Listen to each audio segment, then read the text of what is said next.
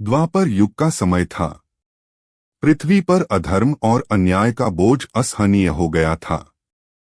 सत्य, करुणा, धर्म और न्याय जैसे मानो लुप्त हो गए थे। राज्य में दुष्ट शासक प्रजा पर अत्याचार कर रहे थे, निर्दोषों का रक्त बह रहा था और ब्राह्मण साधु संत भयभीत होकर जंगलों में आश्रय लेने को मजबूर थे। ऐसे ही समय में मथुरा में एक राजा था, कंस। कंस बल, पराक्रम और यश में अद्वितीय था, किंतु उसका स्वभाव क्रूर, अहंकारी और निर्दयी था। वह अपनी शक्ति के घमंड में अपने पिता उग्रसेन को भी सिंहासन से उतार सकता था और जब मन चाहे किसी का भी वध कर सकता था। मथुरा के राजा उग्रसेन की कन्या देवकी का विवाह यदुवंशी वीर वसुदेव से हुआ। वसुदेव न केवल शूरवीर थे, बल्कि धर्मपरायण और सत्यनिष्ठ भी थे। विवाह के दिन मथुरा नगरी उत्सव में डूबी थी। नगर के चौक, गलियां और राजमार्ग पुष्पों से सजे थे, बाजे गाजे बज रहे थे और मखमली छतरियां सड़कों पर लहराई जा रही थीं। कंस अपनी बहन देवकी से अत्यधिक प्रेम करता था। वह स्वयं रथ का सारथी बना और अपनी बहन व बहनोई को उनके घर छोड़ने चल पड़ा। रथ मथुरा के महलों से निकलकर खुले राजमार्ग पर दौड़ रहा था। वसुदेव देवकी हर्ष और लज्जा में मौन बैठे थे। कंस गर्व और प्रसन्नता से रथ हाँक रहा था। परंतु तभी एक ऐसी घटना घटी जिसने सब कुछ बदल दिए। जैसे ही रथ एक सुनसान स्थान से गुजरा, अचानक आकाश में गड़गड़ाहट हुई और एक गंभीर गूंजती हुई आवाज सुनाई दी। हे कंस, जिस बहन को तू बड़े प्रेम से विदा कर रहा है, उसी के गर्भ से जन्म लेने वाला 8वां पुत्र तेरा वध करेगा। आकाशवाणी सुनते ही कंस के चेहरे का रंग बदल गया। उसका प्रेम भय और क्रोध में बदल गया। उसने तुरंत तलवार निकाली और देवकी की ओर बढ़ा। यदि उसका पुत्र ही मेरा वध करेगा, तो क्यों न मैं अभी इसे ही मार दूं।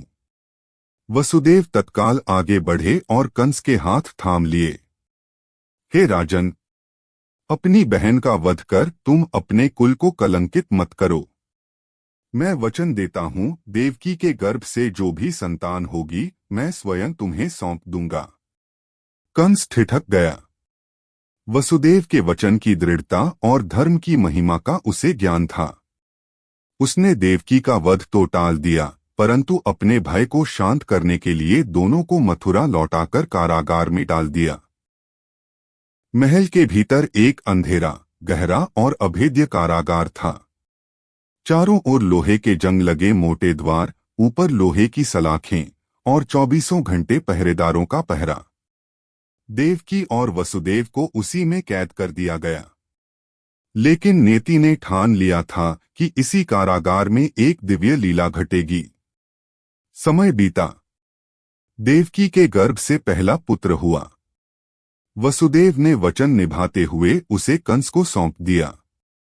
पहले तो कंस ने उसे जीवित छोड़ दिया, परंतु कुछ ही दिनों में भय ने उसके हृदय को घेर लिया और उसने बालक का वध कर दिया। एक एक करके 6 संतानें हुईं और सभी कंस के हाथों मारी गईं। देवकी का हृदय मातृत्व वियोग से छलनी था, परंतु उसके भीतर विश्वास था कि भगवान की इच्छा के बिना कुछ नहीं हो सकता। जब देवकी 7वें गर्भ से गर्भवती हुई, तो भगवान की योगमाया ने अद्भुत लीला की। उस गर्भ को देवकी के उदर से निकालकर वसुदेव की दूसरी पत्नी रोहिणी के गर्भ में स्थापित कर दिया। रोहिणी गोकुल में रह रही थीं। वहीं उन्होंने बलवान और तेजस्वी पुत्र को जन्म दिया, जो आगे चलकर बलराम कहलाए। कंस को लगा कि देवकी का गर्भ नष्ट हो गया है। इसी समय पृथ्वी देवी, जो दुष्टों के भार से पीड़ित थीं, ब्रह्मा जी के पास पहुंची और बोली, हे सृष्टिकर्ता, अधर्म का बोझ असहनीय हो गया है। कृपा कर भगवान से हमारी रक्षा के लिए निवेदन करें। ब्रह्मा जी, शिव जी और अन्य देवता क्षीरसागर पहुंचे। वहां उन्होंने शेषनाग की शैया पर विराजमान भगवान विष्णु का ध्यान किया और प्रार्थना की। भगवान विष्णु ने कहा, मैं स्वयं वसुदेव और देवकी के पुत्र रूप में अवतरित होकर अधर्म का नाश करूंगा। भाद्रपद मास की कृष्ण पक्ष की अष्टमी आई। देवकी के गर्भ में भगवान का अवतरण हुआ। कारागार में अद्भुत प्रकाश फैल गया। आधी रात का समय था। बाहर वर्षा हो रही थी। यमुना नदी उफान पर थी। आकाश में बादलों की गर्जना हो रही थी। देवकी के सम्मुख अचानक भगवान प्रकट हुए। 4 भुजाओं में शंख, चक्र, गदा और पद्म धारण किए, पीतांबर पहने, मुकुट से सुशोभित। माता पिता, मैं आपका पुत्र हूँ, श्रीहरि। मुझे अभी गोकुल में नंद और यशोदा के घर पहुंचा दें। वहां मैं अपनी लीलाओं से दुष्टों का नाश करूंगा। इतना कहकर भगवान बालक के रूप में आ गए। अचानक कारागार के द्वार अपने आप खुल गए।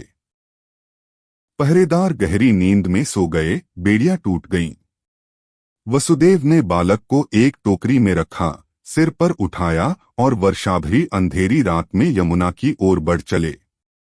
यमुना का जल उफान मार रहा था, पर जैसे ही वसुदेव पानी में उतरे, नदी शांत हो गई। बीच में एक स्थान पर जल ऊपर उठा और बालक के चरण पखारकर शांत हो गया। शेषनाग ने अपने फण फैलाकर वसुदेव और बालक पर छत्र तान दिया। गोकुल में उसी रात नंद बाबा के घर यशोदा ने एक कन्या को जन्म दिया था। वसुदेव ने कृष्ण को वहां सुलाकर कन्या को टोकरी में रखा और मथुरा लौट आए। कारागार में प्रवेश करते ही द्वार बंद हो गए। बेड़ियां हाथ में पड़ गईं। पहरेदार जाग गए। सुबह होते ही कंस को सूचना मिली। वह तलवार लेकर आया और देवकी से कन्या छीन ली। देवकी ने विनती की, भाई, यह कन्या है, इसे मत मारो। लेकिन कंस ने एक न सुनी। जैसे ही उसने कन्या को पत्थर पर पटकने का प्रयास किया, कन्या उसके हाथ से छूटकर आकाश में 8 भुजी देवी के रूप में प्रकट हुई। हे कंस, तेरा वध करने वाला जन्म ले चुका है और वह गोकुल में है। कंस ने अपने राक्षसों को गोकुल भेजा।